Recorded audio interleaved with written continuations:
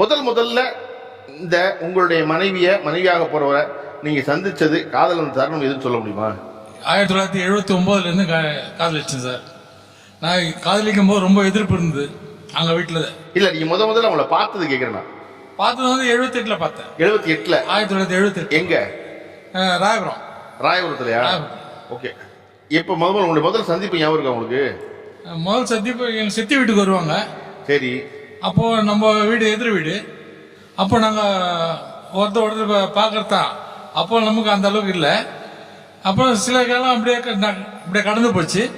அதுக்கப்புறம் விட்டு நான் அவங்க சித்திக்கிட்டு சொன்னேன், இந்த மாதிரி எனக்கு விருப்பமா இருக்குது, அவங்க வீட்டில் சொல்ல முடியுமான்னு கேட்டேன். அவங்க சித்தி சொல்றாங்க, அதெல்லாம் வச்சுக்கூடாது, நாங்கள் அதெல்லாம் பேச மாட்டோம், அவங்க அம்மா அப்பா என்ன விருப்பப்படுறாங்களோ அதுதான் செய்யணும் அப்படின்னு சொல்லியிருந்தாங்க. அப்புறம் ஒரு நாள் இவ்வளோ தனியாக சந்திச்சேன், மெரினா பீச்சில் சந்திச்சேன். மெரினா பீச்சில் சந்திக்க வர சொல்லி எப்படி சொன்னீங்க? நான் இப்போ ஒரு வாட்டி வந்தாங்க வீட்டுக்கு, அவங்க சித்தி வீட்டுக்கு வந்தாங்க. வரும்போது அங்கே நான் சொன்னேன், மெரினா பீச்சில் பார்ப்போமா அப்படின்னு. சரின்னு சொன்னாங்க. அப்போ வந்து சீரணி அரங்கம்லாம் இருந்தது. சீரணி அரங்கம்.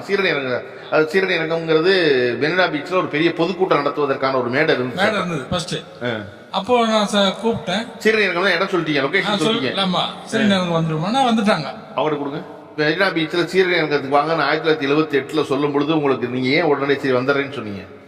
இல்ல, ரொம்ப நாள் பழக்கம் தான், ஆனா பேசுனது கிடையாது, நமக்கு பேசக்கூடிய சந்தர்ப்பமும் கொடுக்கறது கிடையாது. அந்த மாதிரி சூழ்நிலையில இருந்ததுனால சரி அப்படின்ட்டு நம்ம விருப்பப்பட்டு தான்.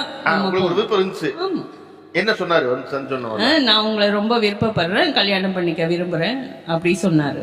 நீங்க அப்பவே சம்மந்தம் தெரிவிச்சிட்டீங்களா சீரணத்தை வச்சு? ஆமா, முதல்ல இருந்தே அவருடைய குணம் எங்க சித்தி சித்தப்பா எல்லாருக்குமே ரொம்ப பிடிக்கும். ரொம்ப அன்பானவர், பண்பானவர்.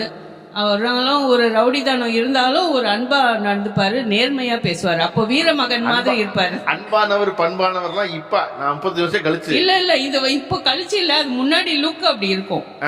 அந்த மாதிரி இருந்ததுனால அவங்க அப்படி இருக்கும் பொழுது அவர் அன்பானவர் எப்படி தெரிஞ்சுக்கிட்டீங்க? அவர் பேச்சு கொஞ்சம் தான் பேசுவாரு, அதிகம் எல்லாம் பேச மாட்டாரு. கொஞ்சம் பேசும் போதே நம்ம புரிஞ்சுக்கிட்டது. அந்த வயசுல அவ்வளவுதான் புரியும் நமக்கு. இப்பனா நம்ம நிறைய சொல்லலாம், அப்பனா அவ்வளவுதான் தெரியும். அதுல ரொம்ப விருப்பப்பட்டு தான் நாங்க கல்யாணம் பண்ணிக்கிட்டோம்.